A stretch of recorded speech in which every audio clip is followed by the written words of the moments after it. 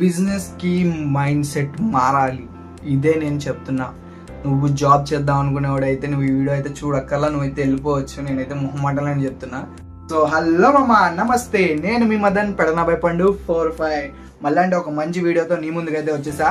So ఈ రోజు topic వచ్చేసరికి బిజినెస్. సో బిజినెస్ ఎందుకు చేయాలి, సో బిజినెస్ ఎందుకు చేయాలో నువ్వు తమ్నేల్ చూసి వచ్చావు కాబట్టి నీకైతే అర్థమైపోయి ఉంటుంది. ఇప్పుడు ఒక చిన్న ఎగ్జాంపుల్ మనం అయితే చెప్పుకుందాం. ఒక నార్మల్ పర్సన్కి ఒక బిజినెస్ పర్సన్కి మైండ్ సెట్ ఎట్లా ఉండిద్దో నేను చెప్తా చూడు. ఒక నార్మల్ పర్సన్, ఒక బిజినెస్ పర్సన్. ఇప్పుడు ఒక వీడియో ప్లే చేస్తా, ఆ వీడియో అయితే చూడు. Got the man with the plan right here. Bringing swag with the man right here. Living up on. So ఇప్పుడైతే నువ్వు ఈ వీడియో అయితే చేసావా, అది నా వీడియోనే. సో ఈ వీడియోలో నువ్వే అబ్జర్వ్ చేసావు, నేను చెప్తా చూడు. ఒక నార్మల్ పర్సన్, ఒక బిజినెస్ పర్సన్. నార్మల్ పర్సన్ ఎట్లా ఆలోచిస్తాడు, ఇంత ఎండలో కూడా వీడియోలో మూటలు మోసుకుని వెళ్తున్నాడు, ఇంత ఎండలో కూడా ఇంత కష్టపడాలా వ్యాపారం చేస్తే అని ఆలోచిస్తాడు. కానీ ఒక బిజినెస్ పర్సన్ ఎట్లా ఆలోచిస్తాడు తెలుసా, ఈ 1500 రూపాయల మూటని నేను 2000 రూపాయలు చెయ్యాలి, నాకు 500 రూపాయలు రావాలి. సో నేను రావాలి, అవి చెయ్యాలి అంటే ఇక్కడి నుంచి నేను మోసుకుని వెళ్ళి అక్కడ అమ్ముతేనే తక్కువగా అమ్ముకుని ఎక్కువ లాభం తెచ్చుకోవాలి. సో అట్లా ఆలోచిస్తాడు. సో నీ మైండ్ సెట్ మారాలి. నీ దగ్గర డబ్బులుంటే ఎవడైనా వ్యాపారం చేస్తాడబ్బా, అవునా కదా. సో నువ్వు ఒక దాంట్లో రానిచ్చావంటే అది అవ్వదు, రెండో దాంట్లో రానిచ్చావంటే అదే అవ్వలేదు, మూడో దాంట్లో రానిచ్చావంటే అదే అవ్వలేదు. సో అలా అని చెప్పేసి నీ మైండ్ సెట్ మాత్రం వదలొద్దు. నువ్వు ఎట్లయినా రానివ్వాలి. ఇప్పుడు ఎట్లా అంటే ఇప్పుడు ప్రజెంట్ జనరేషన్లో నడిచేవి ఏమేమి, ఇప్పుడు ప్రజెంట్ జనరేషన్లో బాగా నడిచేది ఏమైనా ఉందంటే ట్రాన్స్పోర్ట్, ఫుడ్, ఇంకా క్లాత్. ఇంకోటి కమెంట్ చేసి చెప్పు, నువ్వు కూడా చూద్దాం నీ మైండ్ సెట్ ఎట్లా ఉంటుందో నాకు కూడా తెలియాలి కదా. నువ్వు బిజినెస్ చేద్దాం అనుకుంటే నీ దగ్గర మనీ ఉంటే సరిపోదు, నీ దగ్గర మైండ్ సెట్ ఉండాలి. సో ఇంకో విషయం ఏంటంటే నువ్వు చేసే పని రోడ్ సైడ్ దగ్గర కాబట్టి నీ దగ్గర నామోసి అనే పదం అయితే ఉండకూడదు.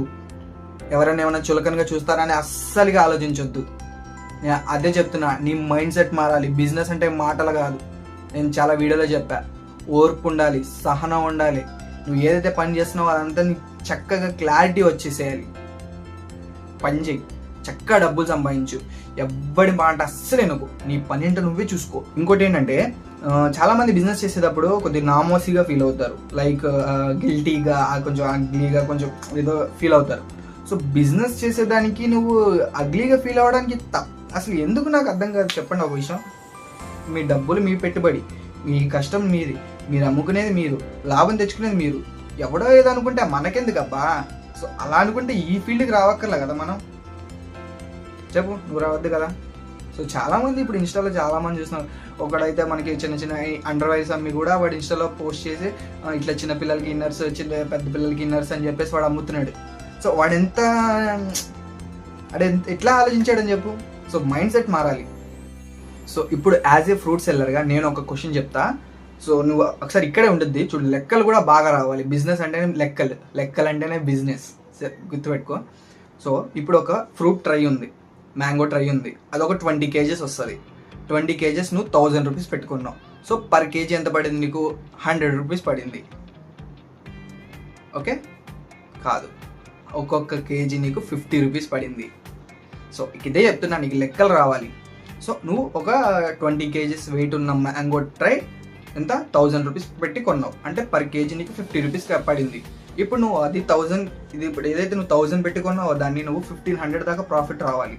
సో నువ్వు అప్పుడేం చేస్తావు, నువ్వు సేల్ చేయాలి. నువ్వు సేల్ చేయాలి ఎలాగా? నువ్వు కేజీ నీకు 50 రూపాయలు పడింది, నువ్వు కేజీ నువ్వు 75 రూపాయలు అమ్మాలి, లేదా 80 రూపాయలు అమ్మాలి, లేదా 90 రూపాయలు, లేదా 100 రూపాయలు. ఆ ప్రోడక్ట్ డిమాండ్ బట్టి, డిమాండ్ ప్లేస్లో బట్టి నువ్వు అమ్మాలి. సో అక్కడ అవైలబుల్ ఎక్కువ ఉందనుకో, సో నువ్వు దాన్ని 70 రూపీస్కి అమ్ముకుంటే నీకు 20 రూపీస్ లాభం. సో అది ఎక్కువ చోట దొరకదు అనుకో, నువ్వు దాన్ని 100 రూపీస్కి అమ్ముకుంటే ఇంకా ఎక్కువ లాభం. సో ప్లేస్ బట్టి డిమాండ్ ఉండాలి, డిమాండ్ బట్టి ప్రైస్ ఉండాలి. సో ఏదైతే ప్రైస్ నువ్వు అమ్ముతున్నావో దాన్ని క్వాలిటీ మెయింటైన్ చేయాలి. So this is called a business. నువ్వు బిజినెస్లోకి నువ్వు పెద్ద అది ఒక లోయ. నేను ఎవరైనా తోస్తారనుకో, నువ్వు అందులోకి వెళ్ళిపోయిన తర్వాత ఈత కొట్టుకుని పైకి రావడమే తప్ప నేను ఎవరు తాడు పట్టి పైకి లాగరు. ఇది ఏం జాబ్ కాదు, ఇది కాకపోతే ఇంకోటి ఏం చెప్పుకోవడానికి. సరేనా? మైండ్ సెట్ మార్చుకో ఫస్ట్. బిజినెస్ అసలు ఎవరి మాట అసలు వినకు. నీ పని ఏంటో నువ్వు చూసుకో. నీకు అక్కడ ఏదైతే సేల్ మంచిగా అవుతుందో అనిపిస్తుందో నువ్వు అదైతే పెట్టు.